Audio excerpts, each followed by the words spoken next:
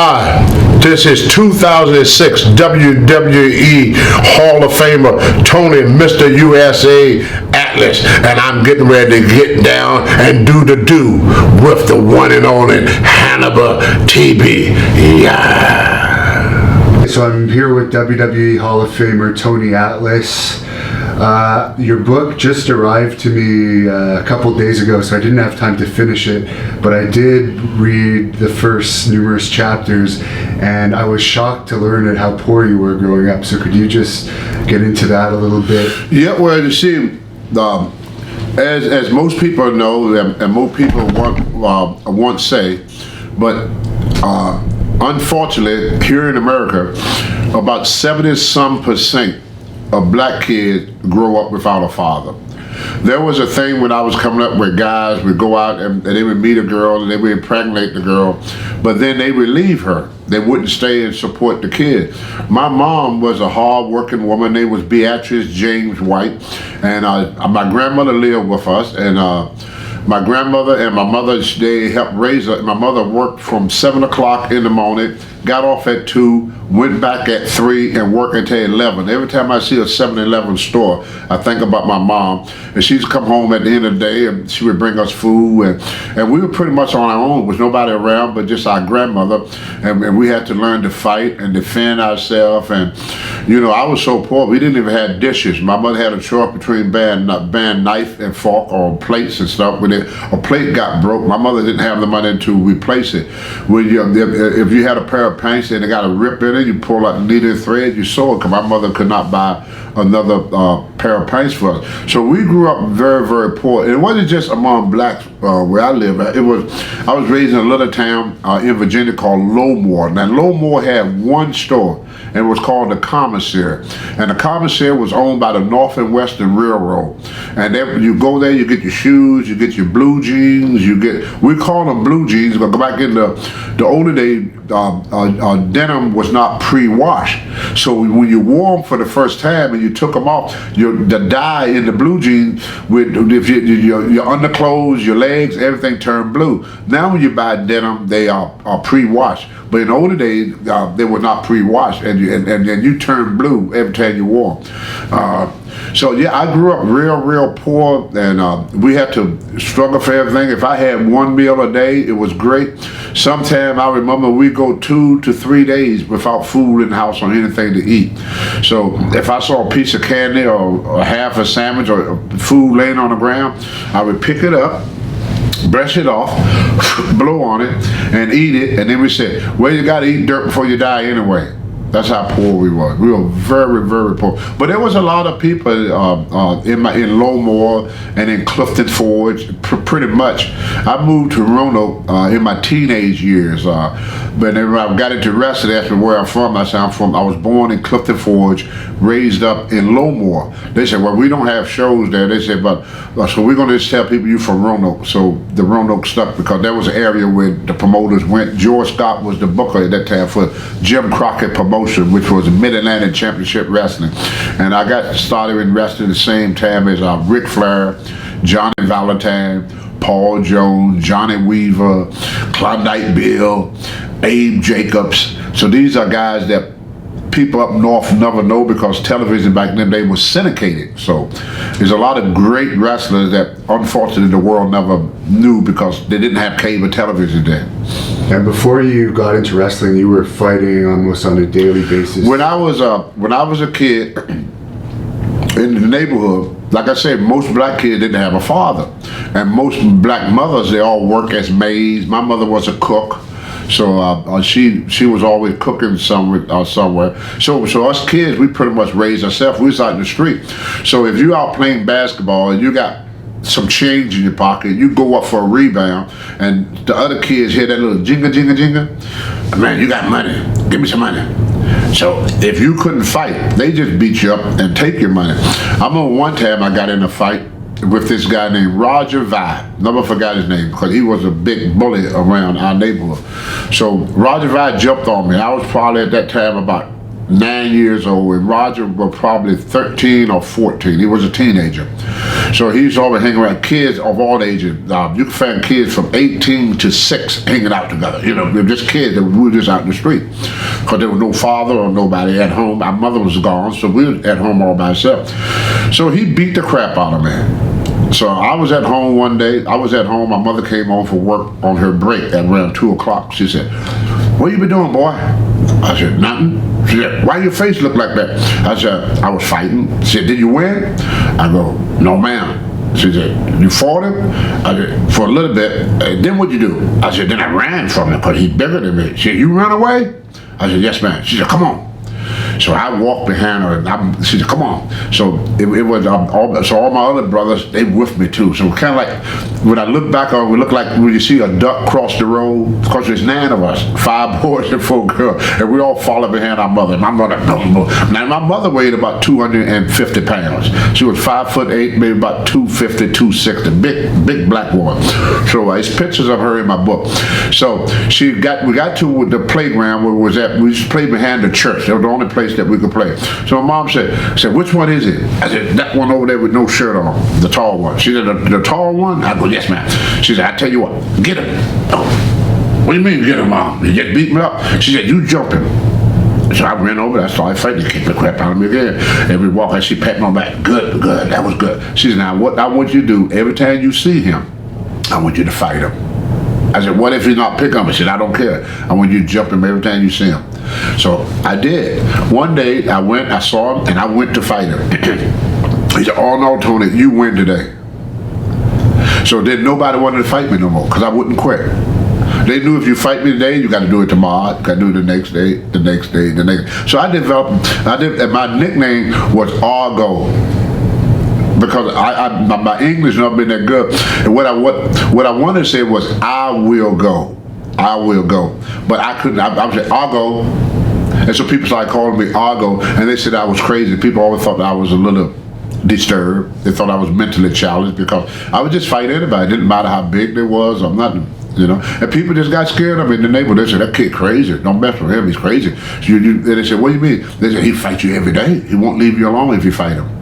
So that's how my mother taught me how to protect myself. Another time she taught us how to protect ourselves. My little brother Walter got jumped on by a full-grown man. He was like in his 20s. And my mother said, "Y'all got to learn how to defend yourself. I can't defend you all the time. I can't take time off from work, come help you, kid. You got to learn how to do this yourself." She said, back in the old days, they didn't have the running water. So you have water pails and a well. So you put the bucket on, and you put, the water go down, you get the bucket, and then you bring the bucket up, and that's how you got your water. She said, "Y'all get them pails." So we got the water pail, and she said, and we went down to the creek. She said, "I want y'all get some rocks out of that creek. Don't get the big ones, just get the little one." So we got little rocks, and people said, "What, Mom? What's wrong, Mom?" You know. And then we saw, what was his name? Bud. We call him Bud. I can't think of his name right now. But anyway, he was coming up the street. My mother said, "Okay, y'all rock him." So we all started throwing rocks at him. So then we started carrying water pails around with us. If you mess with us, we throw rocks at you.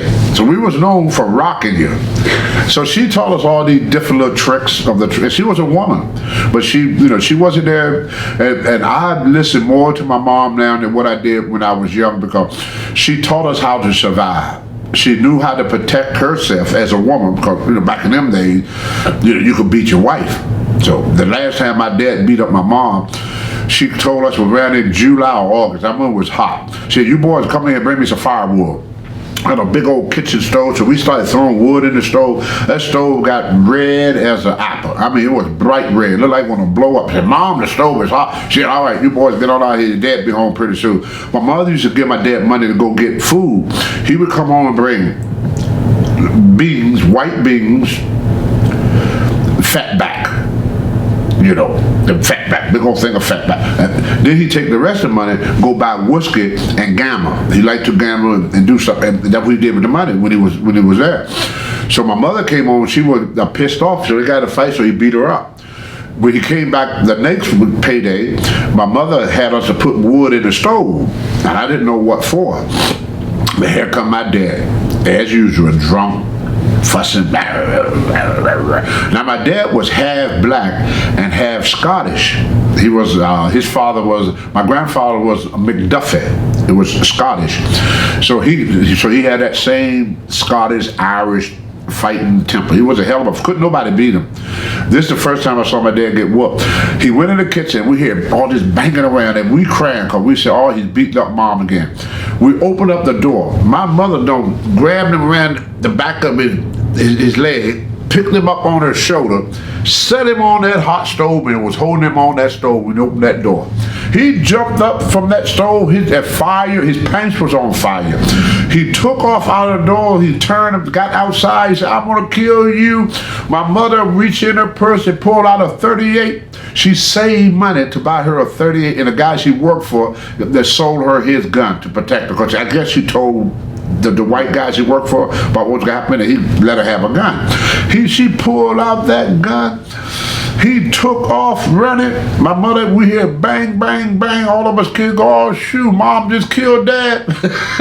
My mother came back and said, boy, he's lucky that bullets don't turn corners. I was 12 years old when that happened. I didn't see him again until I was 21 in Richmond, Virginia. And to get into how you got into wrestling, I guess you kind of had the first ever development contract from what I read in your book. I paid to train, right? Yeah, I got paid to train. When I first started wrestling, Sandy Scott saw me at the gym. So I was getting ready for a powerlifting contest, and Sandy Scott and Klondike Bill used to hang out together. Sandy Scott was George Scott's brother, but George Scott was the booker.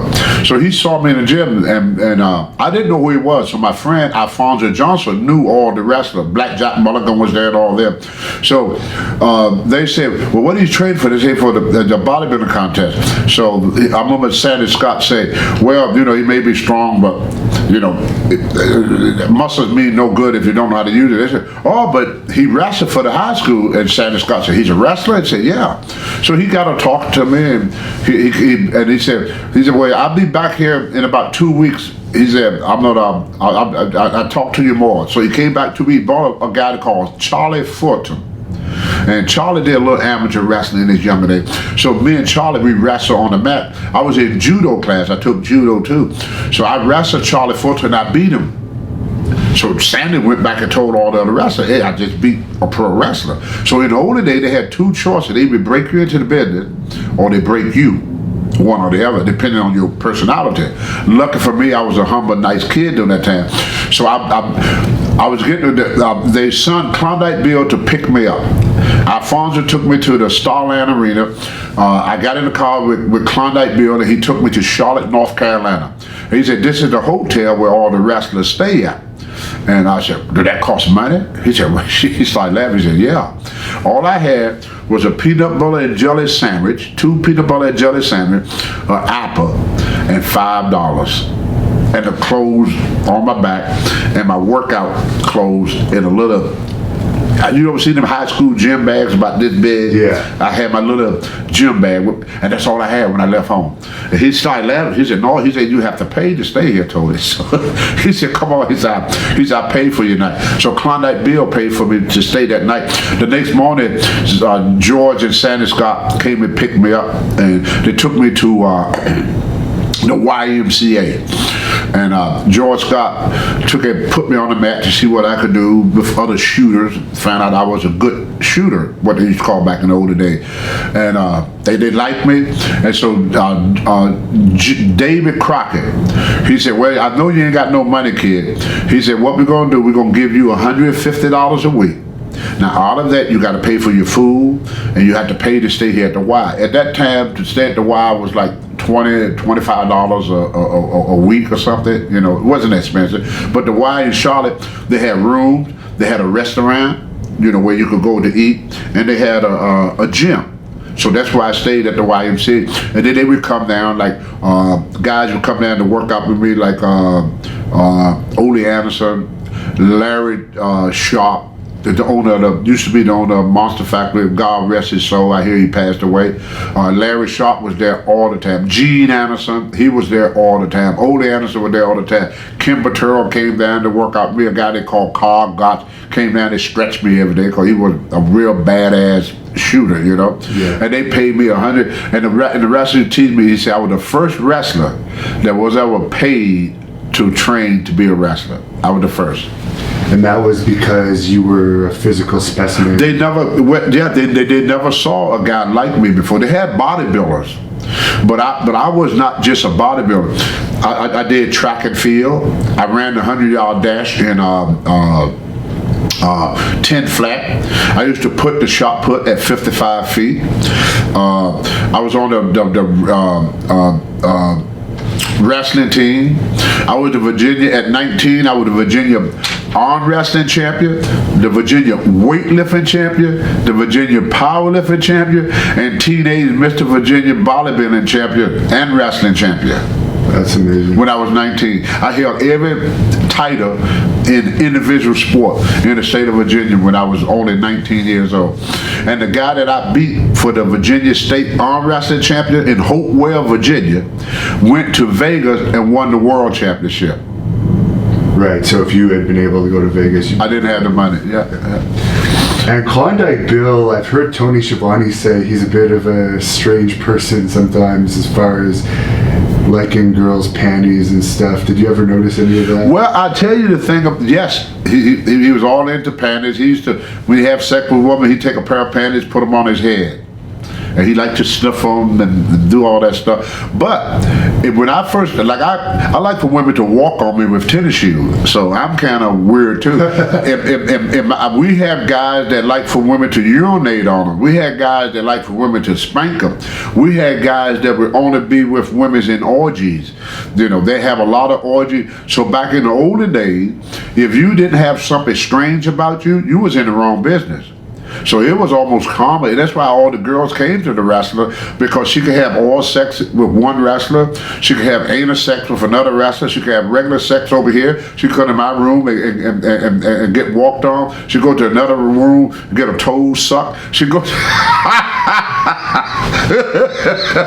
I mean, you know, my first orgy, George Scott said, Tony, come on, the boys want you to come and party with them. And they said, you're anti-social. But I had this thing about me that every morning at 7 o'clock, I start my first set. 7 o'clock every morning, me and Johnny Valentine, that's Greg Valentine's father. So every morning we would go and we hit that gym, and by 9 o'clock we was eating, by 10 we were done. That was just my routine. So by 12 o'clock I always had to go to bed. I said the day is over. I don't care what I'm doing. I don't care if we're doing drugs, if it's women, if we drink it. At 12 o'clock I would end that day because I had to. I was so much in love with the weights, you know. So I came in the room one time, and Don Canuta and a whole bunch of other wrestlers was all in the room, and it was like 5 or 6 wrestlers. There was 2 girls laying on the bed. Both of the girls were getting banged. The other guy was sitting around with no clothes on. They had a 12-ounce beer in one hand and they private parts in the other hand, waiting their turn. And I'd never seen nothing like that before. I walked in the bathroom, the whole bathtub had beer iced down. On the table, they had all the cold cuts. They had the salami, the bologna, the ham, all type of different cheeses, grapes, and bananas. You know, they had a whole, and I said, where'd all this stuff come from? They said, the girls brought it. I said, well, who paid for this room? They said, the girls did. This is their room. That's how it was in them days. I mean, it was wide freaking open. And I think there's 2 things that stopped wrestling, all of that ended, I would say, around the 90s, because sexual harassment charges started coming out that was unfounded. And then the main reason was diseases like AIDS. We didn't have to worry about AIDS. Back in the old days, all the wrestlers carried, you get them penicillin pills. So you wash yourself off real good with alcohol, what we used to do, and then we pop a couple of them pills. Then you had to worry about, the only thing we had to worry about then was sniffness, gonorrhea, sniffness, and the claps. That was it. I I mean, there was no herpes, there was no AIDS, there was nothing like, because people, the first time that I saw the change in the sex world, me and SD Joe, we had this girl, and this girl, she walked on me, they used to walk on me, and I used to go eat, and SD used to pound him, you know, he used to have sex with him. So one time I'm in the room, and SD just got through with this girl. She said, boss man. She said, oh, you know what, you want some? I said, no, I'm going to sleep. I said, come on, boss man, get yourself some, boss man. I said, no, I don't want none. So he just got through having sex with her. So because I would have, and then I finally, she got up, she put her clothes on, and she left. I said, SD, did you see that? No, what are you talking about, boss man? I said, SD, she didn't wash up. Then we hear, knock, knock, knock, knock, knock. She went to another wrestling room. She didn't clean up. So I said, see, SD, that girl nasty. I didn't want to be with that girl, she's nasty. I thought she was nasty. Because if you have sex with somebody, and then you just get up and put your clothes on, that's filthy. And that's what she did. And I was so happy that I didn't mess with her. I told her, I said, you're going to catch something, man, mess with these girls nasty. He said, oh, they do that all the time.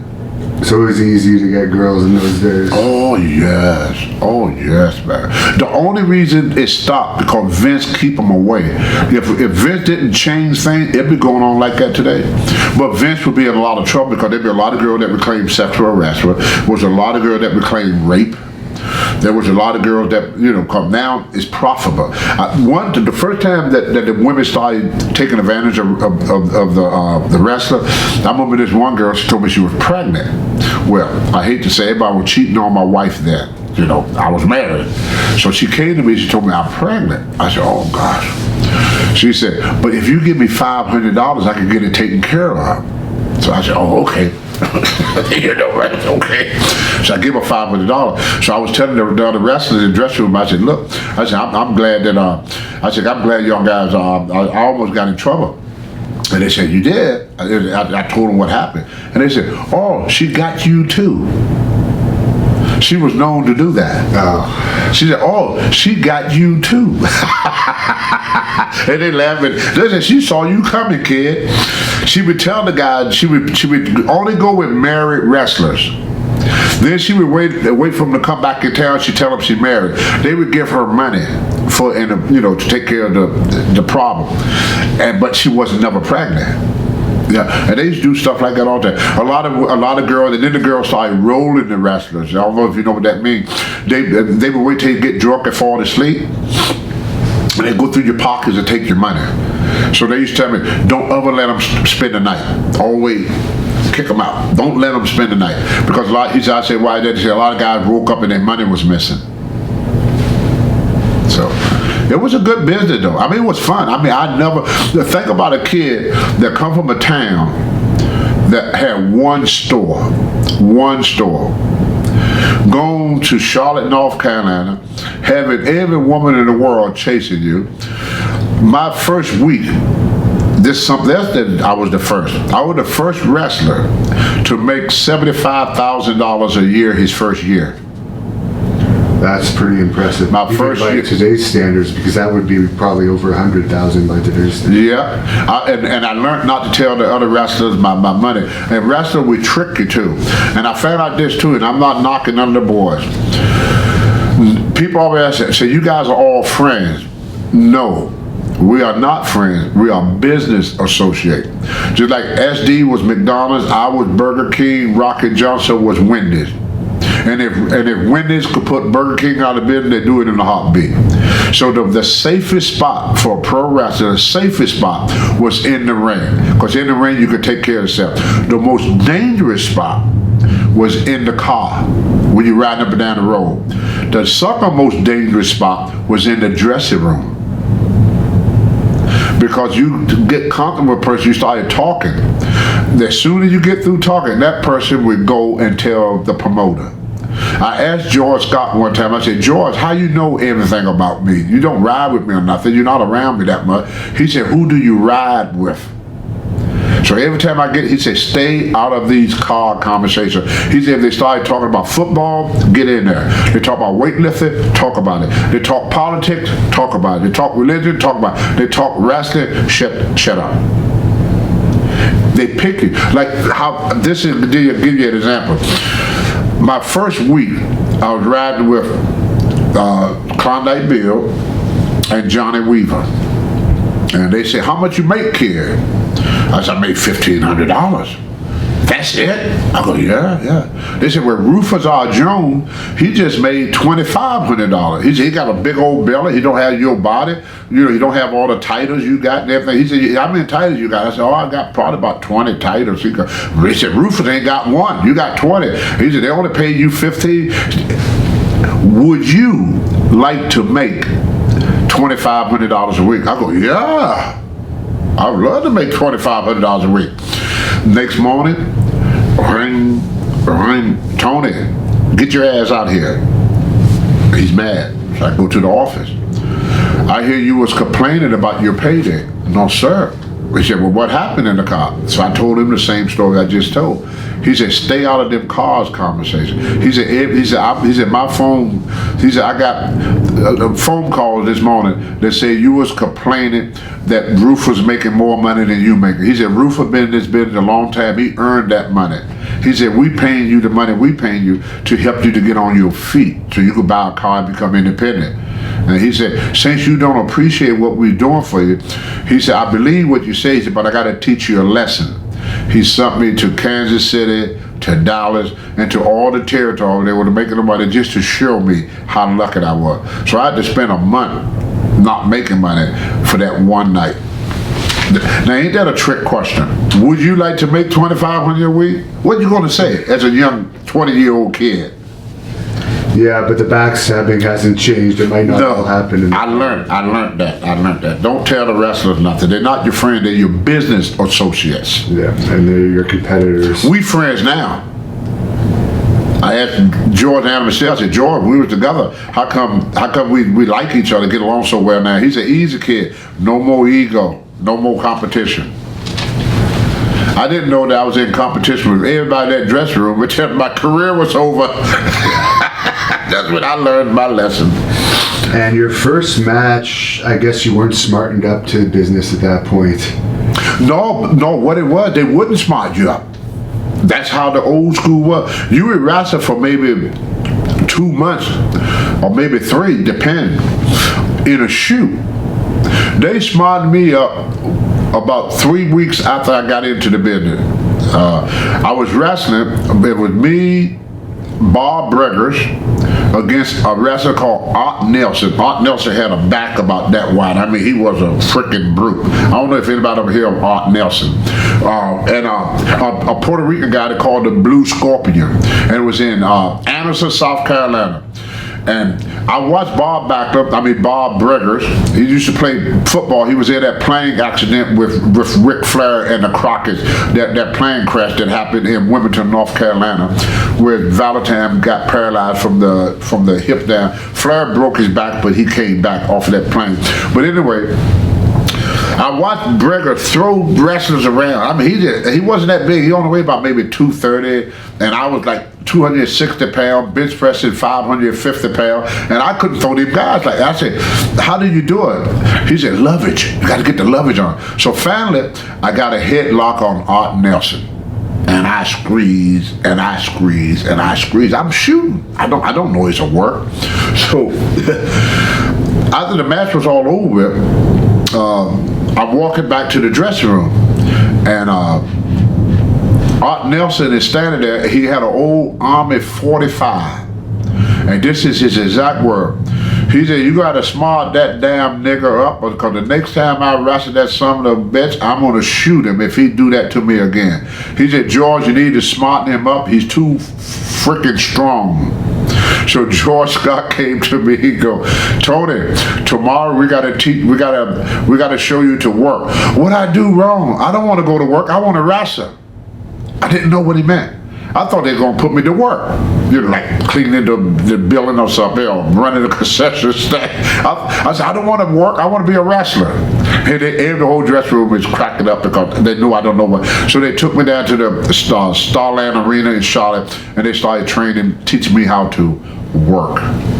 But they wouldn't smart you up your first match. Most everybody, when they got their first match, they wasn't smart to the business. Now you smart before you even have a match. And you wrote in your book when you walked back in the dressing room from that match, Ric Flair was back there waving his dick around or something. The first time I met Ric Flair, he was running around showing everybody how big his dick was. I just met this guy. And he's just buck naked. He used to do that all the time. He get a big boner and walk around. But all the wrestlers did. They all did. They sat around naked all the time. Andre the Giant was sitting there with his boots on, nothing but his wrestling boots, naked, fighting. Now when Andre fought, when he passed gas, it stayed around at least 30 minutes after he did it. I mean, it didn't go away. It lingered for a long time. And he would just laugh. He's sitting there playing cards. Me too. All the time. Girls be in the wrestler, picture this, wrestlers sitting at the table naked playing cards. Other wrestlers, another wrestler is back in the store, in the bathroom, getting a blowjob. It's common. I went to the bathroom many times, opened up the store, oh excuse me, a guy sitting there getting a blowjob, girl. Funny thing that ever happened to me, the funniest place I ever seen a blowjob, me and SD, we was walking, and a guy named George Wells. He used to play Canadian football, George Wells. We was in Boston, and we stayed at this hotel called the Bradford, which was right next to Chinatown. So we walking to get some Chinese food, because that's the only place that was open, you know, after, we've been drinking, so now we want something to eat before we go to bed. So Andre, we see Andre he's at the window, and we see Andre, say, hey, let's go in there and sit with Andre, because here's why everybody want to sit with Andre. When Andre eat, everybody eat. When Andre drink, everybody drink. And Andre pays for it all. The guy that would pay for everything was Ric Flair. If you sat at a table with Ric Flair, you didn't have to pay. If you sat at a table with Andre the Giant, you didn't have to pay. So we're gonna go sit with Andre. The food is on the table. And we come to Andre and say, boss man, you come sit, eat. You know, okay, Andre, we eat. So this guy came over, he was like a power lifter or something, big something, maybe about 280, 290, just a husky somewhere. Andre, can I get your autograph? Go away. Andre, I'm a fan of you. Go away. I just want your autograph. Go away. He said something else. Boom, just like that, like you swat a fly. Knocked him complete freaking out. The guy dropped. The little Chinese guy come, oh, Andre, leave him. Leave him. So anyway, we keep eating. All of a sudden, this little Chinese girl come from underneath the table. She was blowing him under the table. In a restaurant. Well, he's eating. This is what it was. This is how Andre eating.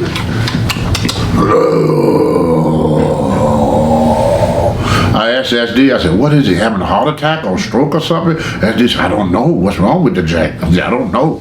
So then she gets up. And this little girl, she came up out of the table. She sat beside her. She pulled a plate over. Me and SD and George Wells kind of look at each other like, dang. That's why he didn't want he tell the guy to go away. He was getting a blowjob. The guy was trying to talk to him while I'm here getting a head job. Then he didn't want the owner to see the girl because she, you know, I guess he worked there or something, you know. But yeah, right in the restaurant. I never seen anybody get a blowjob in a freaking restaurant. Because remember they used to have tablecloths on these tables back in the old days. Yeah. Did you wrestle for the AWA at all? Yep, I wrestled for Vern Gagne. Vern Gagne was very, very good to me. When Vince let me go the first time, Vince McMahon came to me because a lot of guys were screwing up. We was missing shows and everything. Vince came to me and said, Tony, I have to make an example out of you. I said, okay. I didn't know what he talked about. So he fired me. And right after, Rocky left. Because he tried to get Rocky to do a lot of jobs. Rocky Johnson just left. So finally, he came to me and told me that they had to Pat Powders, Gorilla Monsoon came to me and told me that I was fired. I said, for what? What I do? He said, well, you've been missing a lot of shows. I said, sure, with everybody else. He said, yeah, but Vince felt if he fired you, then the rest of the guys would straighten up because he sent a message, if you fired Tony Atlas, you could fire anybody because I was a big big deal during that time. I didn't know it, but later on I look back on that, found out it was a very big deal. People never saw a muscle man that could fly. See, what made me different than Pusky and Superstar Billy Graham and all the other guys that had the body, I did drop kicks, head scissors, jump off the rope, leapfrog. You know, I flew what they call flange because I did aerial moves, and none of the other guys done that. It was just the strongman stuff. You know, they never left their feet. So he fired me, and Vern took me in, and Vern teamed me up. I took Greg Gagne's place against with Jumping Jim Bronzell, and Vince called me and said he got an African trip, and I asked Vern, can I go? And Vern said, yes, as long as you come back. When I flew to Toronto, I should have known it was a one-way ticket. There was no return. When I got there, Vince Jr. told me, said, well, Tony, the trip been canceled. But it was my understanding that once you accept the trip, you accept to come back here. That's what he told me. So I said, well, I need to call Vern. He said, don't worry about it. He said, it's okay with Vern, all the way to talk to Vern. 2006 at the Hall of Fame, I asked Vern about that. Vern said, no, nobody ever told him nothing. He said, I just left, he never heard from me again. But Vince did not want me making money for Vern, because he knew if I stayed there, I was going to make money for Vern. And he was trying to put Vern out of business. Right. Yeah. How did you first meet Rocky Johnson? The first time I met Rocky Johnson, he was in Florida. And I rode from I flew in, I caught a cab to the building, and the promoter, and there was Eddie Graham, he said, you're going to ride with Rocky Johnson and Mark Lauren. So they took me to the hotel, and then they took me to the show the next day. Then they left me. And a guy that called Quick Draw, Rick McGraw, gave me a ride back to the hotel. So the first day I met Rocky, he screwed me. The first day. How did you end up going from that situation, which I guess you may have been a little bitter, to being tag team with? I was the type of person that I wasn't very smart. I didn't know he screwed me. I believe what they say. Rocky said, oh, I looked for you, brother. We couldn't find you. He always had that excuse. We couldn't find you. The second time he did it to me, when I came back from L.A., they teamed me and Rocky up. Chief Strongbow said, don't put Rocky with Tony, put SD with Tony. Let Rocky stay in the single. But said put SD. SD would look after him, because I was never that smart to what was going on in the business. I'm an old country boy. I didn't learn the business until my career was over. That's when everything dawned on me. Like when I became homeless, I always say that was the best thing I've happened to me and the worst thing, because when I was homeless, it gave me a chance to reflect on everything. Otherwise, I was always known as a stupid guy, because, you know, all muscles and no brain. Even Valentine always said, he got all that muscle, he got no brain. I didn't know how to trick people. I was raised as a Christian. I didn't know how to lie. I didn't know how to screw you. So a lot of things guys would do to me, I wouldn't know. Like, I have to tell you this funny story. George Scott in Winston-Salem, North Carolina, I'm on a wrestle George Two-Ton Harris, they call him Bunk Harris. And Ricky Steamboat was there. So if you ever say this to Ricky Steamboat, he would fall on his knees laughing, because he always tells this story, and he tells it good. He said, Tony, I want you to go out there and wrestle Bunk Harris, and I want you to shine. But listen to Bunk, he gonna tell you what to do, but shine out there. I want you to shine now, Tony. I said, yes, sir. I want you to shine, Tony. I said, don't worry, I'm gonna shine. So we get out there, and every time I started to make a comeback, Bunk had go, not yet, kid, not yet. So the match at them was 15 minutes. That was the average match. For 14 minutes, Bunk Harris kicked the crap out of me for 14 minutes. Because George Scott wanted to bring him back the following month with Black Jack Mulligan. He was a U.S. champion. But he wanted, I was going to put him over, of course, but he just wanted me to build myself up to fight Mulligan. So he just kicked the crap out of me. So I come back, George Scott is standing there, but I won the match. My finish back in them days was, they throw me in, I would leapfrog, drop kick, then I throw him in, and I used to use the sleeper. That was my first hold, with a sleeper. And I put the sleeper on him, and I came back, I'm all happy. George Scott said, come back here. He said, didn't I tell you to shine? I said, yeah, George. He said, but you didn't shine. I said, yes, I did. I said, I used a half a bottle of baby oil. Rick Steve hit the floor. I didn't know what he was talking about. So I went up with the baby oil. I'm going to shine tonight. I'm going to shine tonight. Anyway, he told me to shine. I was shining. Wahoo McDaddy said, well, George, you can't get too mad at him. He was shining. At what point were you brought into WWF at the time? I guess WWF as like a full-time member of the roster? I would say about 1980, because I came in doing 79, but the way Vince Sr. would do it, he would put you on TV for at least 3 months before he put you in the house shows.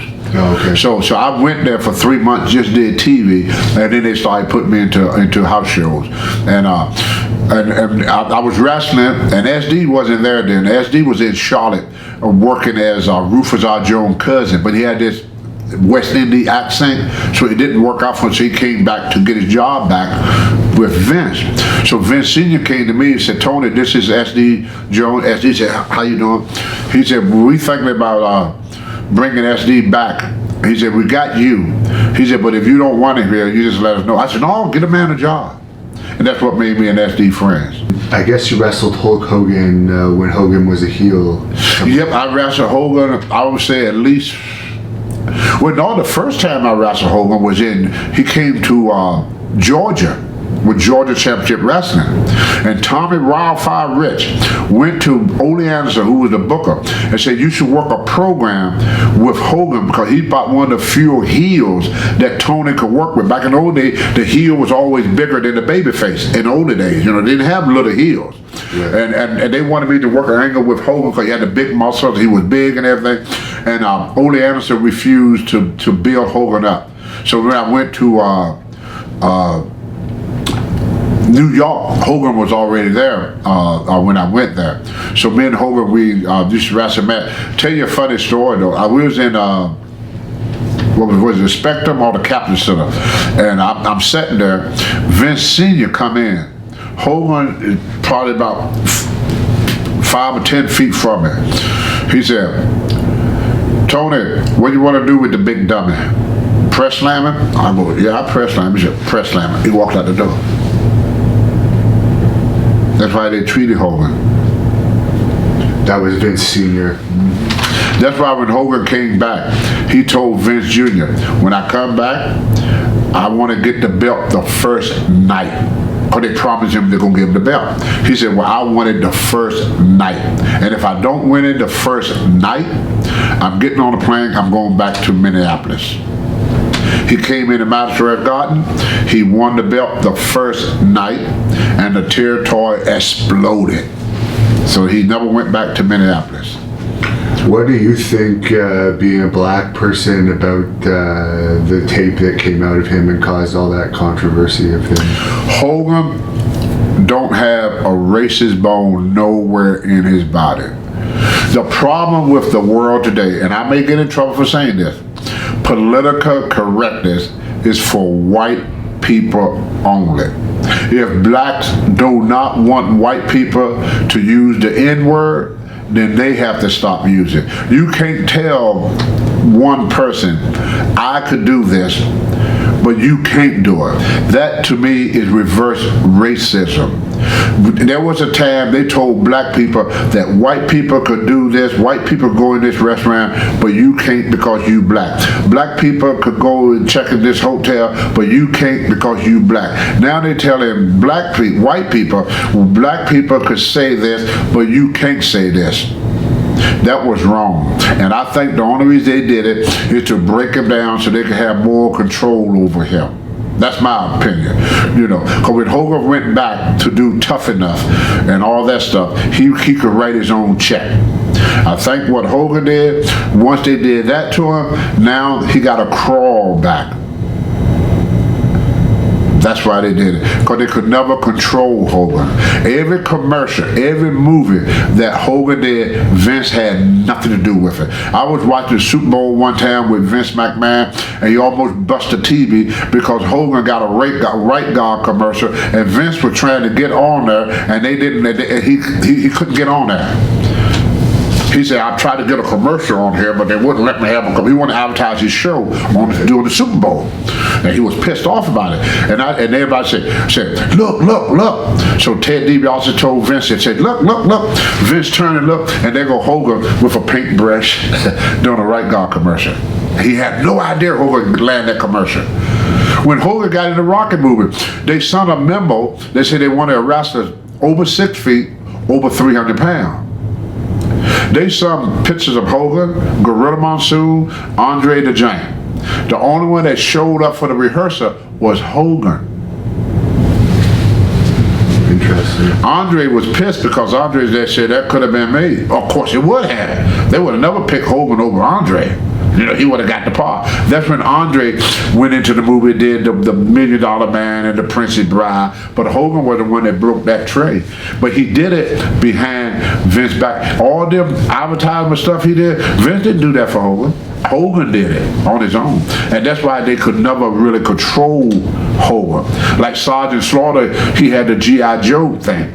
And to come back to the WWF at that time, he had to sell the rights to Vince. Now Vince got him right by the kahunas. Don't make Vince a bad man. He's just a businessman. Vince is a very good person, but he's all business. That's why people don't like him, because he's all business, nothing else. So you would have been in WWE when Brody had a few appearances in WWE, right? The first time I met Brody was in Texas. You know, that the first time I met in Amarillo, Texas. He was working for the Adore Funk used to run Amarillo, Texas. But I remember one night we were going to a hotel. These hotels was different than the hotels now. There was all outside hotels. There was no inside way. You know, everything was outside. There were motels and hotels. So me and SD was coming back. We just went out and got something to eat. It was across the street. We used to be down. They just had these little restaurants that stay open late. You know, so we went there to got something. It was a Denny's or some restaurant we went to eat at. And Bojangles used to be Bojangles years ago. You know, so we saw this car go round and around and around and around in a circle. Go, what in the hell is that? So SD went down. He said, that's Gonzalez.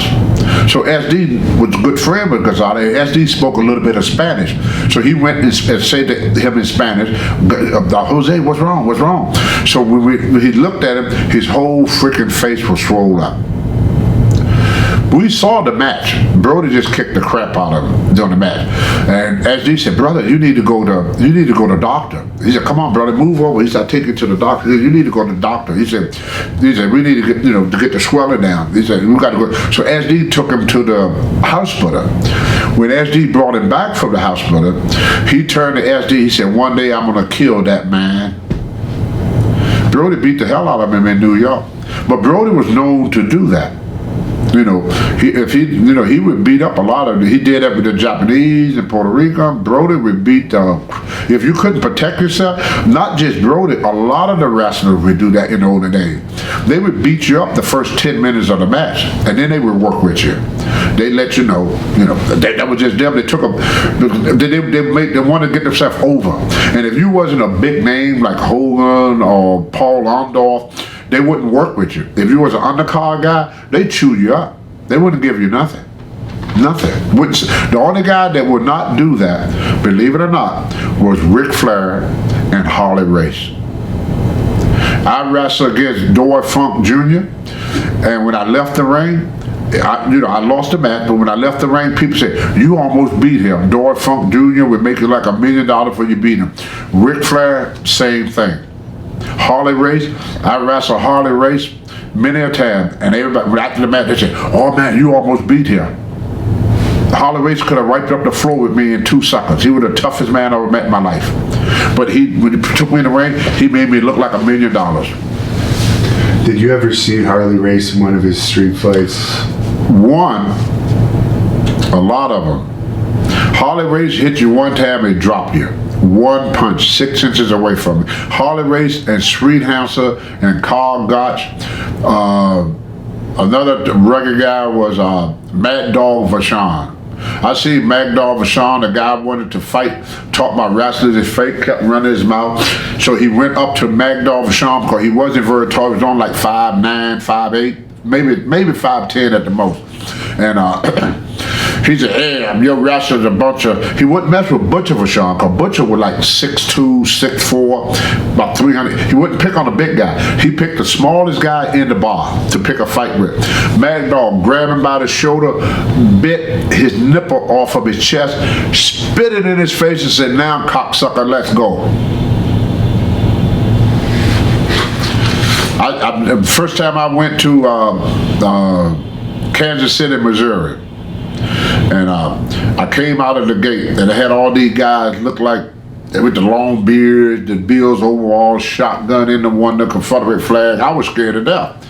I was scared to go to my car.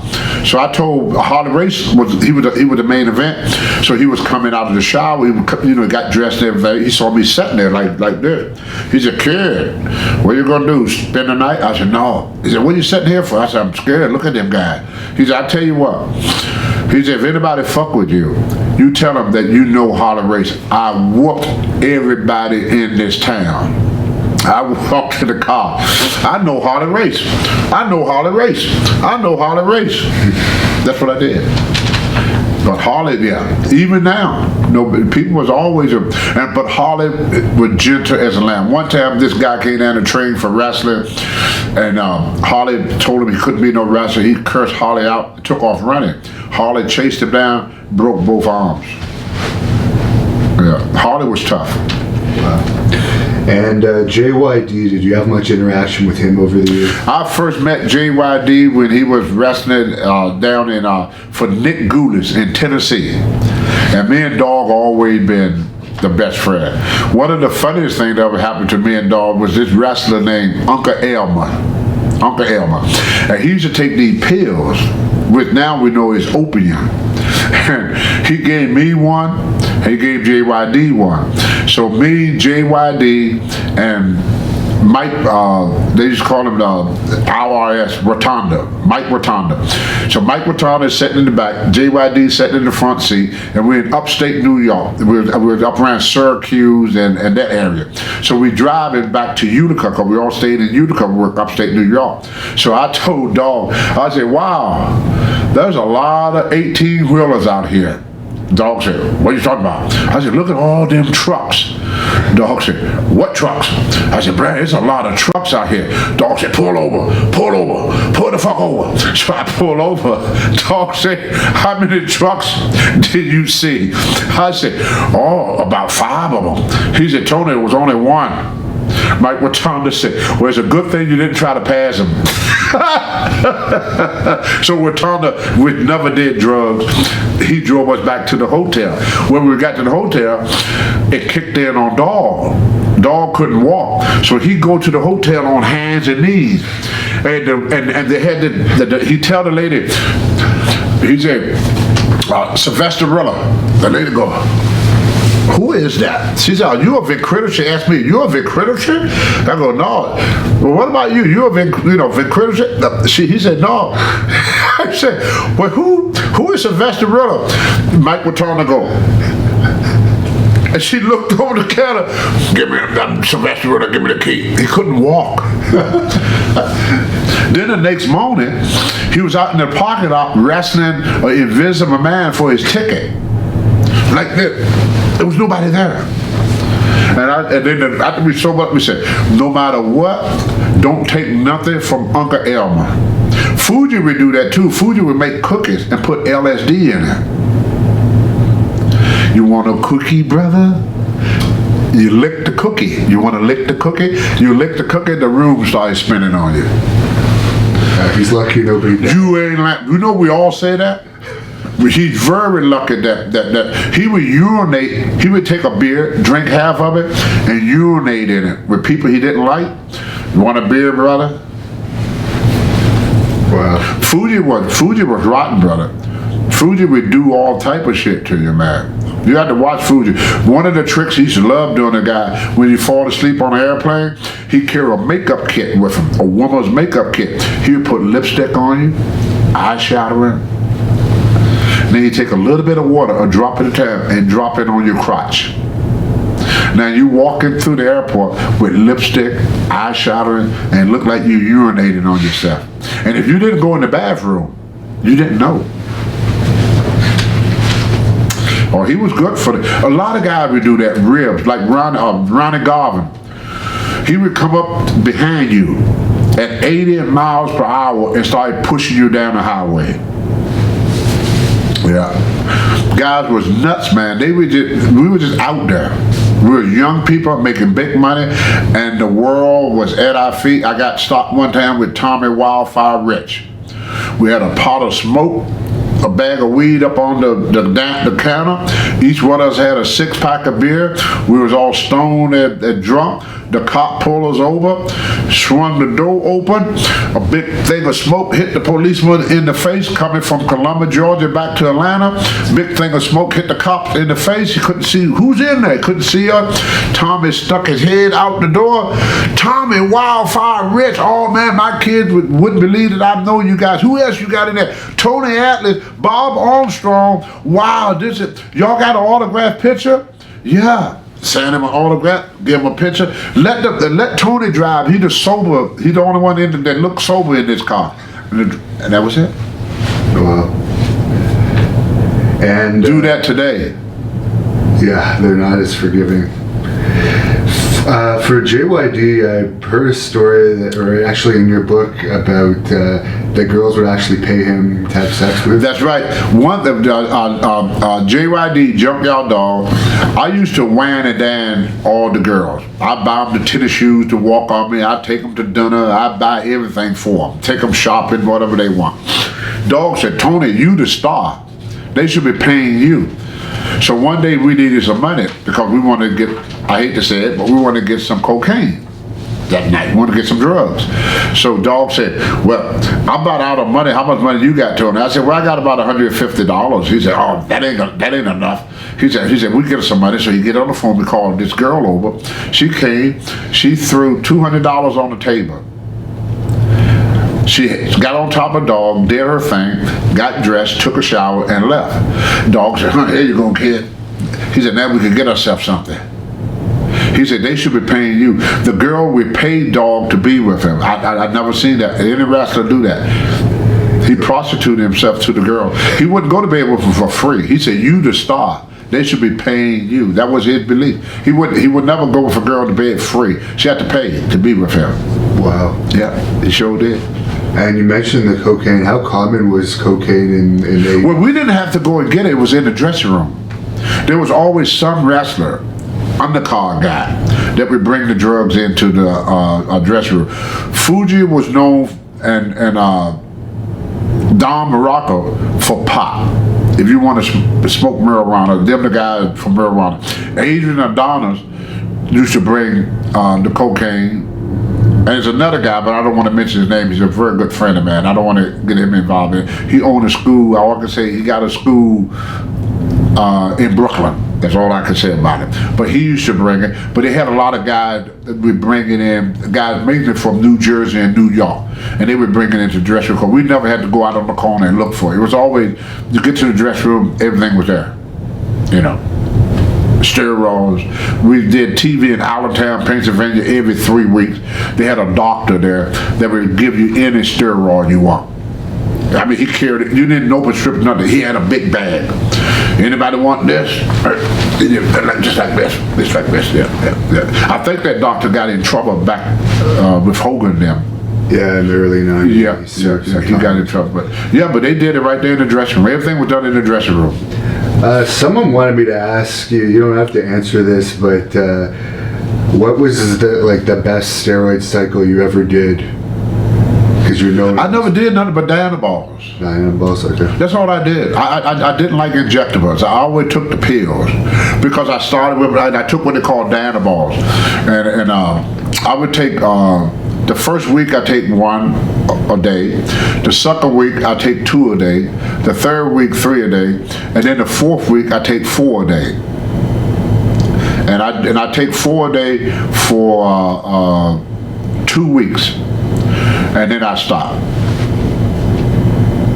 And that was the key. That was key. But I only took steroid once, 1 month every 6 months. Because the reason is, if you take it for 1 month, it take a month for it to be in your system. So even though you took it for 1 month, in reality you're on for 2 months because it take a month for it to clear your system. So even after you stop taking them, 2 weeks later, it's still in your system, so you staying on the juice. So then if you're on for 2 months, you have to lay off for 6 months. Otherwise, you're gonna cause damage to your kidneys, because it's very toxic. You can cause damage to your joints and your kidneys. So you're going to take it once every 6 months. So all we had, after I came off, all we had like really a 5-month layoff. But the first month of the 5 months was not really a layoff because they were still in my system. But I only took the anabols.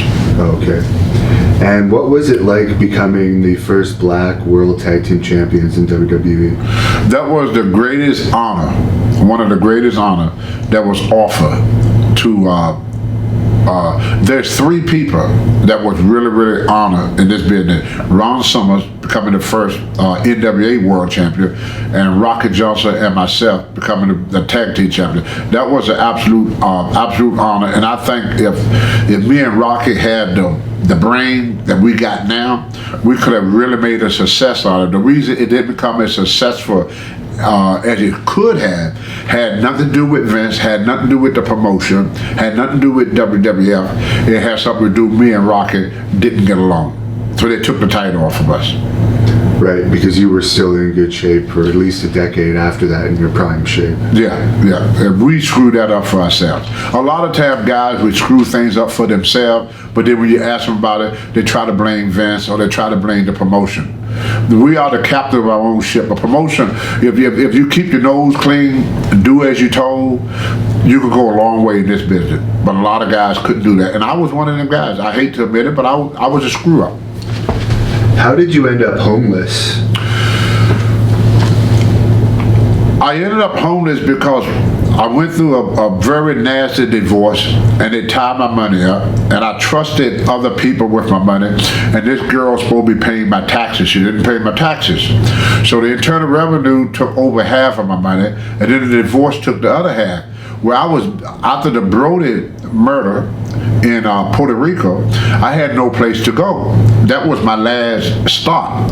So Mario Savodi had a company called ICW, International Championship Wrestler, up in the state of Maine. And he ran Maine, Massachusetts, he did shows in New Jersey, and he called me and put me on a contract for $1,000 a week. He said, it's not what you used to, Tony. He said, but you can make a living. He said, very cheap up here in Maine. He said, you can live up here. So I worked with Mario for about a year, and then Vince put Mario out of business, and Mario had to fold. So I ended up, after the first year of wrestling, I ended up with nowhere to go. And I had, my money ran out. I had no trade. I never did nothing. I started wrestling when I was 20 years old, so I never did nothing but wrestle. So finally, I ended up homeless, and I didn't have no phone. I didn't know how to contact nobody. Nobody knew how to contact me. I was just out of it. I couldn't call nobody or anything. So I ended up sleeping in a place they call the Kennedy Park. And one day, this woman from Germany, she was walking home, and she saw me sleeping underneath a bench. So she come over to me. She said, why are you out here? She said, it's cold. I know that. She said, do you know it's 22 degrees out here, and tonight it's going to be 6 below zero tonight? I said, so? She said, well, you're going to freeze to death. She said, she said, if you need a place to stay, you come stay with me. I said, you just manage your own business. I cursed her out. She left. She came back with her daughter. They had butcher knives. So I go, wait, I'm sorry. I didn't mean to talk to you that way. They started chiseling the ice. I looked down, the whole right side of me was under ice. What happened during the night, during the day, my body heat melt the ice. When the temperature dropped, the ice refreezes itself. So I'm frozen in ice and I didn't know it. Because I had a lot of clothes on. I had like 4 pairs of pants, like 5 shirts. That's how homeless people do. If we find clothes, we put it on. You know, where you gonna put your clothes? We wore everything. Everything we had, we wore. That's how it was with homeless. I was homeless for a year and a half. How I survived, I used to wait for McDonald's or Burger King to close, and right before they close, I run and I climb into the dumpster. You know, where they throw away the trash, and when they throw all the burgers they don't sell, they throw them away. Okay. So I get all them burgers, and then I jump out of the dumpster and I take and give them to other homeless people, and we ate burgers that night. One day I came out of the thing, and the guy saw me, and they put a lock on it. But lucky for me, and then lucky for me that the lady took me, so she took me to her house. Her name is Monica. She took me to her house. She took all my clothes off of me, put them in a plastic bag, set it outside, put me in the shower. When she done that, I went into shock. My body went into shock.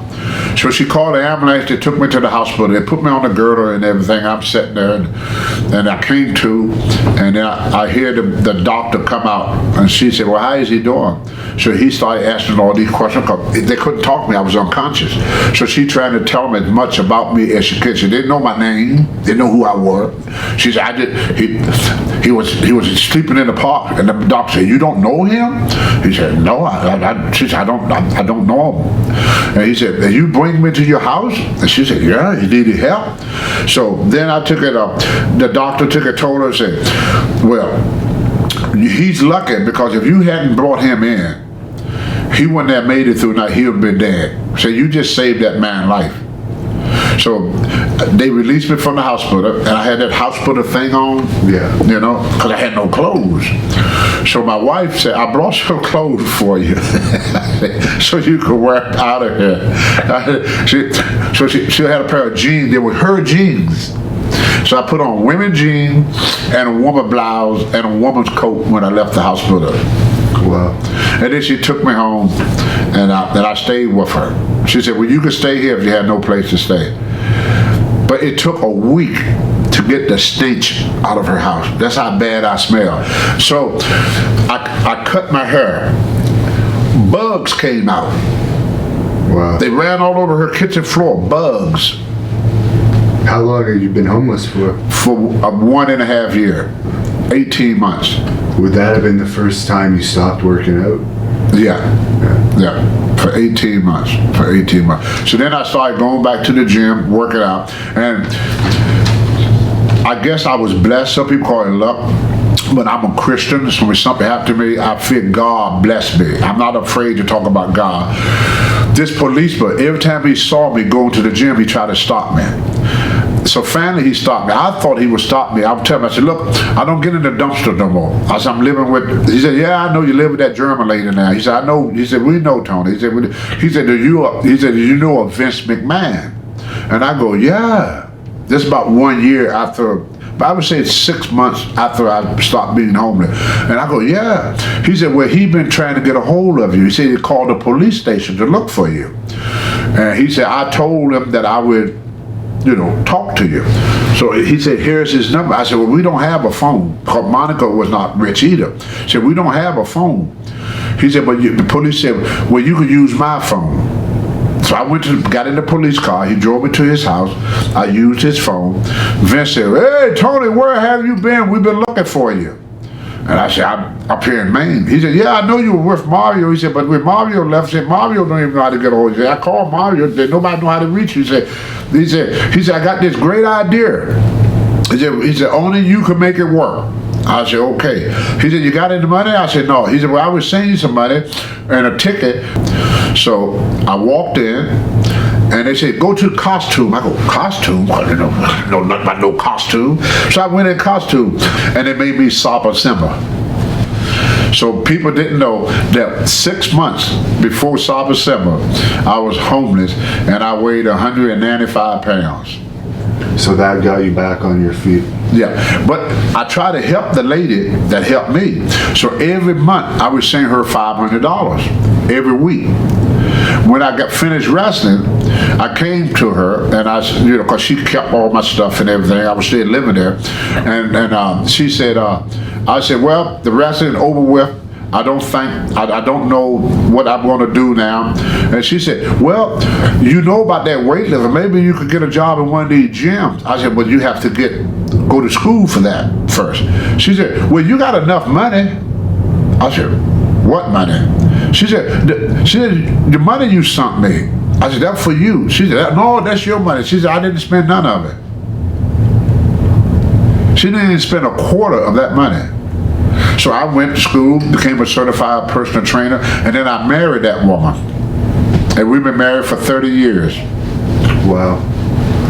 And then you ended up having some time in WCW after that as well. Yep, well, I went to WCW, but here's the thing about WCW, God rest his soul, I'm not trying to badmouth him. Dusty Rhodes messed me up there. Because they had a lot of plans for me and Ron Summers to work against Ron Summers. And Dusty Rhodes had me to lose to everybody there, but and then when I wrestled Ron, it didn't mean nothing because everybody but the referee beat me. And I asked Bill Watts, I said, why y'all bring me in if you're going to do this to me? Bill said, I tried to do things with you, Tony. He said, but Dusty was always against it. And then later on, I found out why. Why? Dusty knew he knew Vince was going to buy WCW, and he knew that once Vince took over, he'd have a job with Vince. And Vince promised he would take care of his boys. See? Was that the first interaction you had with Dusty as a booker, or? Oh no, I worked with Dusty many a time down in Florida when he was down in Florida. I worked with him as tag team in Charlotte. I got pictures of Dusty spotting me in the ring. You know, where I do my 500 pound. I've been knowing Dusty since 1973. So it wasn't my first time. I knew Dusty Rhodes, but I couldn't understand why Dusty did that. It was Vince telling Dusty to do it. And gave Dusty all these promises going to take care of his boys. See, a lot of wrestlers have boys coming up in their business. So if a promoter say, I'm going to take care of your boys, they, you know. So Dusty didn't do it because he didn't like me or nothing. He did it because it was better for his future and the future of his two boys. So that's why I never held it against him, you know. But I still made off good in WCW. I started a career in Maine. I got a proclamation in the state of Maine. I'm very respected up there. I work with kids. I work with mentally challenged adults, and I'm a trainer. So I did okay. It didn't hurt me none. What can you tell us about that night in Puerto Rico when Brody was murdered? Well, the first thing that I can tell you is that they left Brody at the hotel, the Panama Hotel, and I came out the building and I saw Dusty Rhodes. I mean, not Dusty Rhodes, sorry. I saw Dutch Mantel and Brody sitting on the steps. So I said, Brody, what's going on? He said, oh, I'm waiting on Jose. He's supposed to pick me up. And I said, well, I'm going there now. If you want to, you can ride me. And my buddy from the owner of the gym, he's going to take me to the building because I told him if he go with me, he don't have to pay to get in. So he came up. He had his wife with me. He said, do you mind if my wife go? Can you get my wife here too? I said, yeah, I'll get your wife here. So I told Brody, come on. So me and Dutch Mantel, we got in the back of the guy's car. The guy's wife slid over in the center, and Brody sat in the front seat. We got to the building. Jose got up. He walked out of the building, and I pulled out my op pad. I was drawing a picture of Mark and Jay Youngblood. And Brody said, "Oh man, I didn't know you could do that." He said, "That's good artwork." And he said, "Can you do one of my son?" And I said, "Yeah, if you got a picture." I said, "We got a week here." I said, "I can have it done before you leave." He said, "Oh, that'd be great if you could do that." He said, "Well, how much I owe you?" I said, "You don't owe me nothing, brother." And so just when he said that, Jose come up to hand Brody with a towel over his hand. He said, "Brody, could I talk to you, por favor?" Which means please. Brody turned around. He still had his bag in his hand. Turned around, and stepped one foot in the shower, and then the other foot in the shower. As soon as the sucker foot hit the shower, I hear this sound.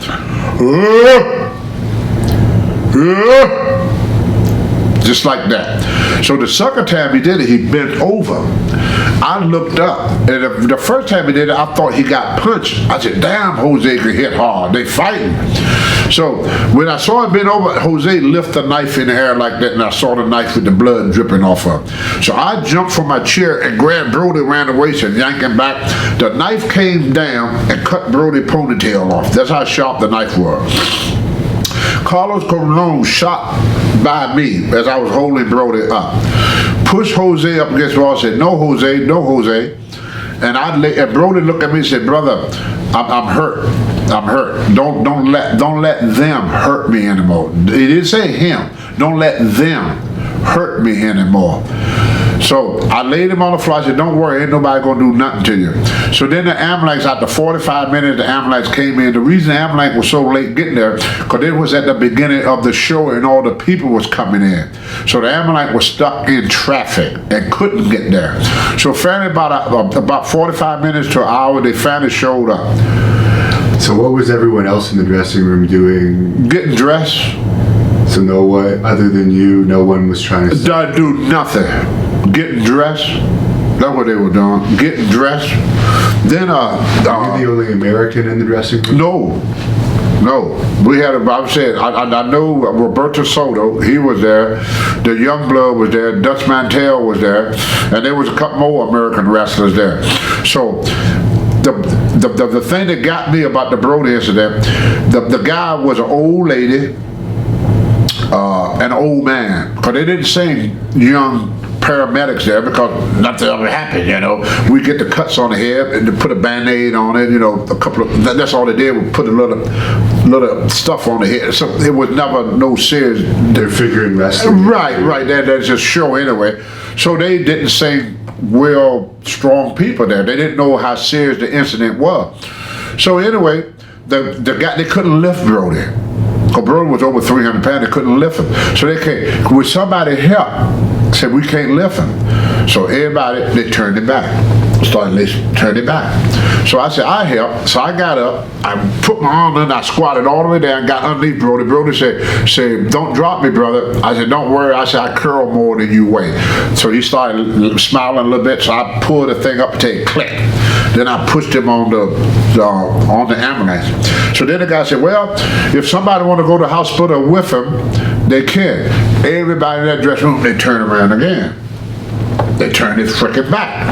So I said, I go. So I got on the back of the ambulance, and then a little bird ran up and said, Tony, what good you gonna do? You can't speak Spanish. So this one guy, they called him Hercules something, not Hayala, but so I saw him, and I was very strong there. So I grabbed by the belt with one arm, and I curled him up just like this. And I'm holding on to the ambulance, I said to pull off and hold him. We go, let me go. Once we were out the thing, he goes, oh, Tony, please let me go. He said, I don't want to get involved in this. So I said, all you gotta do is just repeat what I said. That's it. So he went with me, and every time I asked the doctor something, he told the doctor, and I told the doctor it was a stab. One doctor spoke English, he said, he opened up the door. He said, Tony, a stabbing in Puerto Rico is like a cold in America. He said, no big deal. I said, this one is. So he started to walk away. So I grabbed the doctor and put him on my shoulder. I took him in to see Brody. So he said, how you doing? Brody said, well, I'm just waiting for you to help me. So the doctor lift Brody's hand up and pool of blood. He go, oh, this is serious. We need to get him in right away. So as he was calling for the nurse, I took Brody's shoes off, and his feet was turning blue. I started crying. I was crying before, but I started crying again. The guy come out and said he had 2 8-inch cuts. One cut the liver, the other cut his intestine. The cut that cut his intestine, they fixed that. He said, that's fixed. He said, we're working on the liver part. He said, but your friend is stable. He's going to be okay. He said, but you have to leave because everybody's scared of you. Because I was punching huge. No, I was going nuts. I was going fucking nuts. Because after about an hour, I started hitting the wall, throwing chairs around. What the fuck is going on? I was I lost it. They weren't taking him in? No, they took him in. But the whole time I was there, from the moment of stabbing until I left, I lost it. I'd never been that crazy day in my life. And back in them days, let me see, at that time I was 307 pounds with a 650 bench. So, I mean, I was like, I had no shirt on. I was tearing up the place. And I was just so pissed off. I was just angry. I had all this anger in me. And there was nobody there to take it out on. So I started taking it out on the hospital walls and stuff. I punched holes in all the walls and everything. So I left with the other guy, called us a cab, went back to the place. So when Brody went in the shower, he had his guard fully down. Had no idea. He ain't even put his bag down. He had his wrestling bag. He used to carry this little pouch with his money and everything in. Yeah. And he was looking at me drawing. The last thing on his bag. Then he reached into his pouch to get a picture of his son. And he reached to hand the picture to me just like this. I reached to get the picture. Before I could do that, Jose said, "Can I talk to you?" Brody turned. So I never got the picture. He was still holding the picture. He walked in the shower with the pouch in one hand, the picture of his son in his other hand. And when he went into the operation room, guess what he had in his hand? The picture of his son. Now, where was Carlos and Victor Jovica during this? They was there. So Carlos and Victor were in the dressing room. When I walked into the dressing room, Carlos, Jerica, and Jose was sitting in a football huddle. When we walked through the door, Jose got up and left. What was Carlos's reaction to the stabbing? He was mainly worried about me, calming me down. He said, "Come on, Tony, calm down. We don't need that. We don't need that." I said, "You come over here, I'm gonna knock your motherfucking head off your shoulder." Right. Carlos said, "Well, we don't need that." I said, "Carlos, if you come over here, I'm gonna knock your head off your shoulder. I mean what I said." So they left the dressing room while he was... When I came back to the dressing room, the blood had not dried on the floor yet.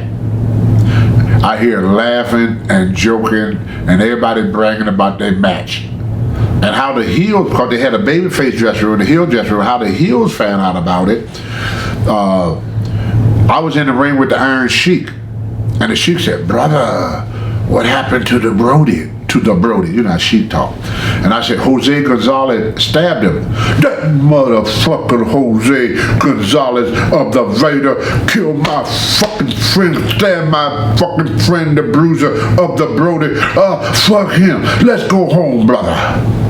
So I gave him a headbutt. He falls out the ring, and we went back. That was the whole match. He asked me what happened. I told him. I headbutted him. He fell out the ring. We went back to the dressing room. Carlos said, "That was short." And then Sheik went back to the dressing room and told all the other boys. And then later on today, Abdullah took a call for me. Did the police come to the dressing room at all? Yeah. So this cop came up to me. He said, "Tony, I've been waiting on you." He said, "What hospital did you go to?" I said, "I don't know the hospital." I said, "But they say he's going to be okay." And then he said, "But did you get a look at the wrestling fan that did this?" I said, "No wrestling fan did it." He said, "Did you see it?" I said, "Yeah, I saw it." He said, "Who did it?" I said, "That motherfucker right there." He said, "You mean Vader?" I said, "Yes, him." Oh, he was in the dressing room. He was getting dressed. Yeah. Everybody was laughing and joking like nothing happened. He wrestled that night. He wrestled. Everybody. The show went on, brother. Nothing. Yeah. When I walked in, you wouldn't think anything happened. You would not think anything happened if you walked in that dressing room when I came back from the hospital.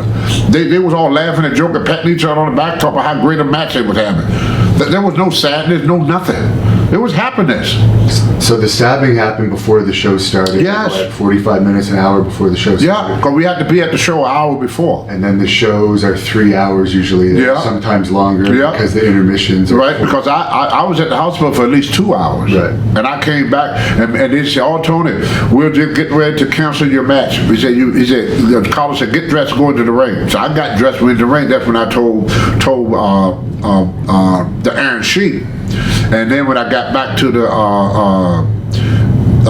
dressing room, the policeman came to talk to me.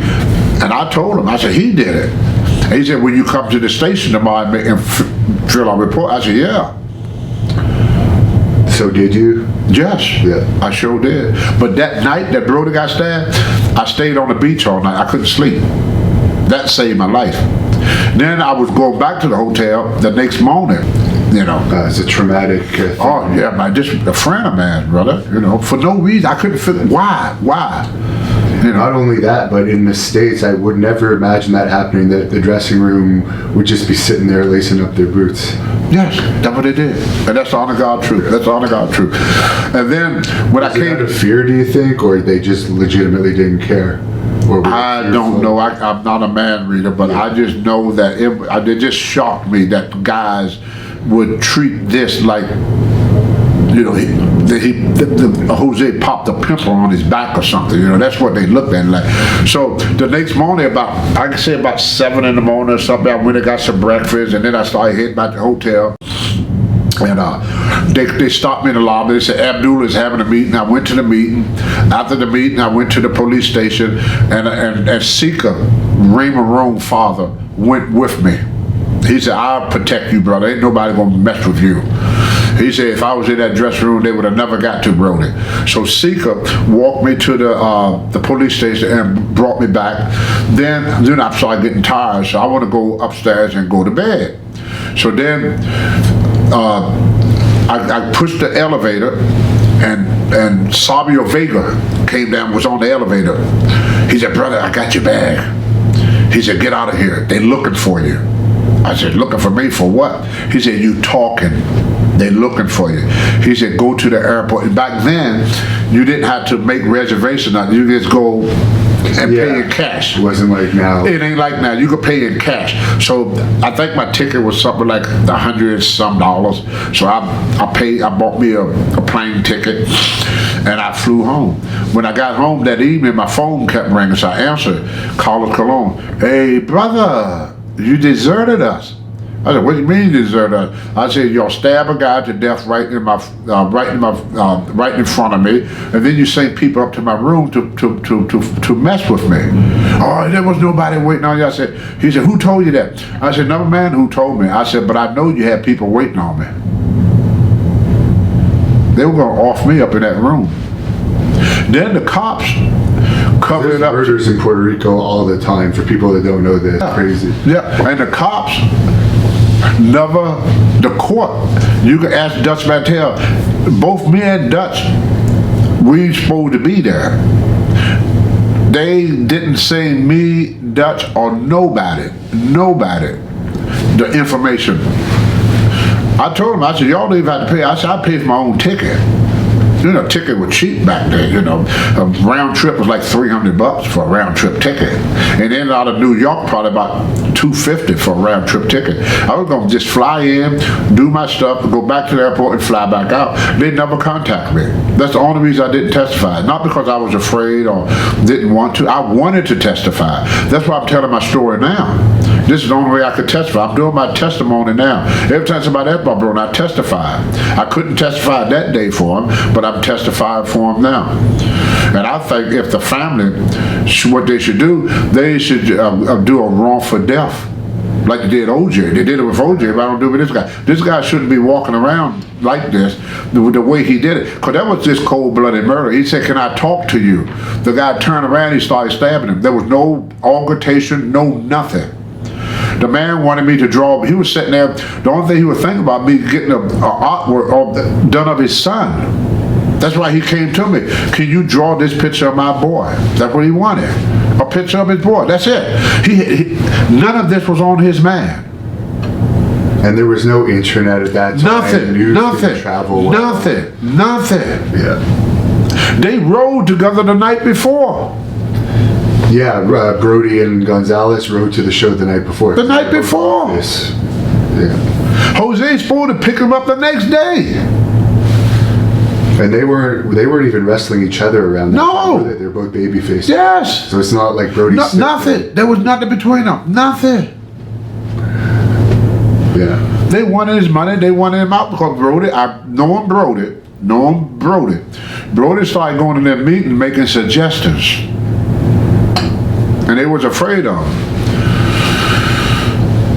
They just wanted him to put money in the business, but not have anything to do with it. Yeah. So no FBI or no one from the States ever contacted you? So as far as you know, it was never investigated outside of Puerto Rico? No, was all swept under the rug. It's a well-known story that nothing ever happened about, which is a crying shame. He got a son out here somewhere that grew up without a father, and he loved that boy to death. That's what broke my heart so much. That's the part that dig in deep. When I put him on the ambulance, he had that picture in his hand. When I took him off the ambulance, he had that picture in his hand. When I pushed him into the emergency room, he had that picture in his hand. The last thought I got of Brody, laying down, holding his intestines in with one hand and taking the other hand, holding on to a picture of his son.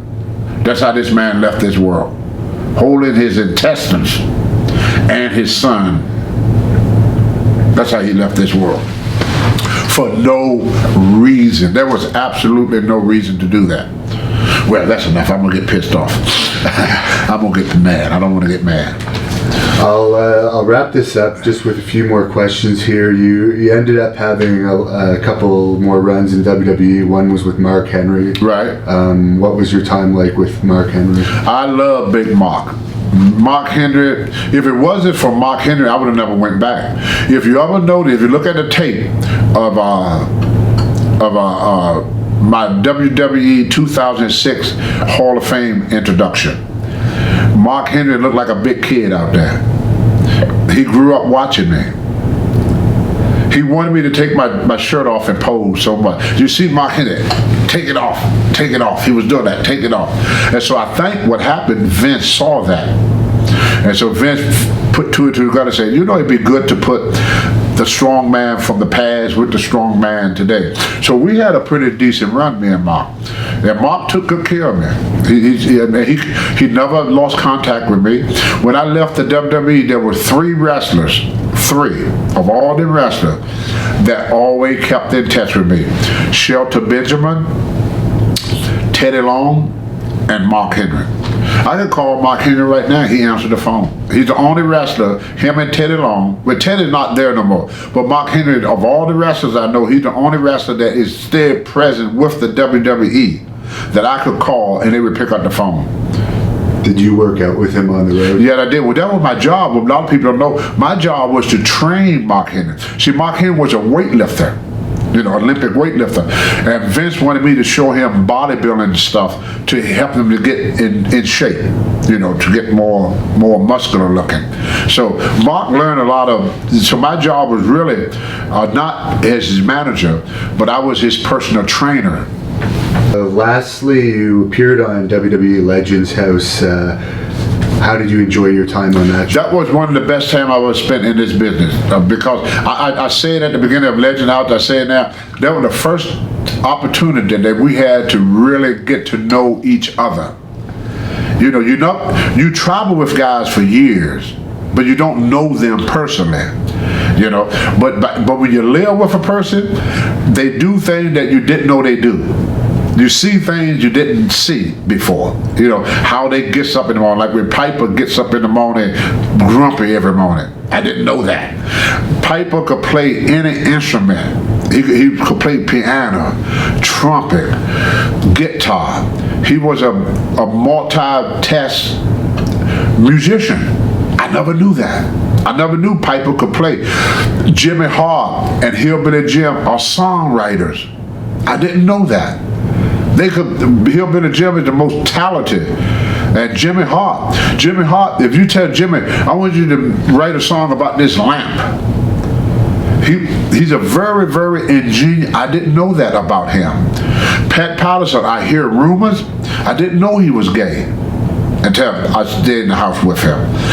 The only guy that was very, very secretive was Howard Finkerton. I still don't know Howard. He still keep it close to the vest. But it gave me an opportunity to know them guys. I really got to know Hacksaw Jim Duggan, even though him and I had a little falling out. I got to know him. I never knew Hacksaw before. So it gave me an opportunity to get to know guys on a different level than just the dressing room, because we all put on a certain mystique or certain act for the boys. We all got a certain act for the fans, a certain way to act around the boys. But then when we're at home with our wife and family, we become ourselves. So I got to see, God bless him, Ronnie Piper, the real Ronnie Piper before he passed. I got to see the real Hacksaw, the real Hillbilly Jim, the real Jimmy Hart. So that to me was, I was lucky to get to know them guys personally. One guy that I heard you talk about, I think it was on a podcast, that I guess he became famous in WWE, but you were giving a speech at Ohio Valley Wrestling or somewhere with CM Punk.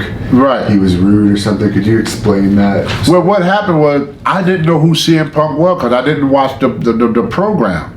So, what was his name? Robert Gibson partner. Ricky Morton. Ricky Morton. No, Robert is the brunette, right? Yes. Ricky the blonde. Yeah. Wait, it was Robert. Robert was working there then. He was working for the officer. He picked me up at the airport, and I did a speech for the wrestlers. Then I was done. Then after the show, Robert Gibson came to me. He said, "Tony, I want you to go out there and straighten the boys out." He said, "Especially that one with the tape." Because Robert didn't like that. He said, "It looked like I got 2 broken arms." He said, "I don't like all that tape because CM Punk would put tape." Well, I didn't know that he was the ECW champion. So when he was setting up there, so the guys were going by talking to him, and he was just being nice. He wasn't doing nothing wrong. That was my screw up. So, but I thought he was one of the trainees. Oh, okay. I didn't know he was already in the business because I didn't watch the program. So anyway, I said, "Hey, you, why don't you shut the F up while I'm talking?" I said, if Vince wanted you to do the talking, you be down here talking. He sent me here to talk to you kids, so why don't you shut up and show some respect? He said, "You talking to me?" I said, "Yeah, I'm talking to you." He said, "Well," he said, "a lot of that stuff you're talking about ain't gonna work today." He said, "You got some good stuff, but it ain't gonna work totally." And I said, "What the hell you know about it?" I sold out Madison Square Garden. I started talking to them. And I said, "I tell you what, if you think that what I did is so old-fashioned, why don't you come down here and I get in the ring with me, I kick your ass." I said, "Either come down here and get in the ring with me or shut the hell up." So he was quiet. So the next day, I was going to Florida because they were just starting the school in Florida, and Steve Kern was there. He come to me, he said, "Oh, Johnny want to talk to you." So Johnny called me and said, "Hey, I hear you had a little run-in with CM Punk." So I told him the same story I told you. He said, "Well, we're going to straighten him out. He can't treat one of our Hall of Famers like that." Then later on, I went to work with Mark Henry, and I saw what Punk was trying to tell me. So I went to CM Punk and apologized to him. I was wrong. He was trying to tell me, I'm talking this stuff from the 70s and from the 80s. Right. None of that gonna work today. I didn't know that the business had changed that much. And the guy that I called my mentor was John Morrison. We rode together. He would tell me stuff that got me caught up to what is going on today. And so I had to apologize to CM Punk for that. But CM Punk did me a hell of a favor, and you can broadcast this. If you want to get a Tony Atlas t-shirt, you go to Pro Wrestling Tees, and CM Punk did that for me. So you have a Pro Wrestling Tees t-shirt page? T-shirt. So you searched Tony Atlas on there. Tony Atlas at Pro Wrestling Tees. They got 4 or 5 t-shirts. Then CM Punk set that up for me because I was man enough to go up to him and apologize. I was wrong. Yeah. But you really didn't know any better because I didn't know nobody. And then I got to know CM Punk. I said, I'm glad that he didn't come there. He probably would have kicked my ass. Well, you didn't see his performance in UFC. Well, I think that he froze. Yeah. I know him very well. He's a good fighter. I see him in Harley Race take on people in bars before we call Harley Race train him. Okay. So I know he could take care of himself. He froze on that one. And He tried to fight their way. right. He should have fought his way. He should have just took them to the street. Fight the way you know how to fight. He tried to do their stuff. See? And for people that want to follow you, you have a Twitter. Yeah, it's called the Real Atlas. The Real Atlas. And I also do portraits. Anybody want their portrait done? I do portrait art for people. Yeah, we're going to put some of the portraits up on the screen. So how do they can contact you through Twitter about? Yeah. You go to the Real Atlas. And what else do you have? You have a book that people can buy through. Yep. Yeah. You go to crowbarpress.com and then you could get my book. Okay. Yeah. So we'll put all that up on the screen. And to close this off, is there any message you want to tell all your fans out there that have been watching this? I was born in a small town called Clifton Forge, Virginia. Raised in even a smaller town called Lomo, Virginia. Got my break in pro wrestling in a town they call Richmond, Virginia. In the greatest country in the history of the world. I'm very blessed to be an American. I'm very blessed to be part of the wrestling world, and I'm very blessed that I still is able, with the grace of God, to come out and entertain the fans. I want to take this time to thank each and every fan out there for supporting Tony Atlas, and I hope to meet all y'all at some event sometime in the future. And God bless each and every one of y'all, and God bless the United States of America, the greatest country in the history of the world. I feel very, very privileged to be a part of this great nation. Thank you.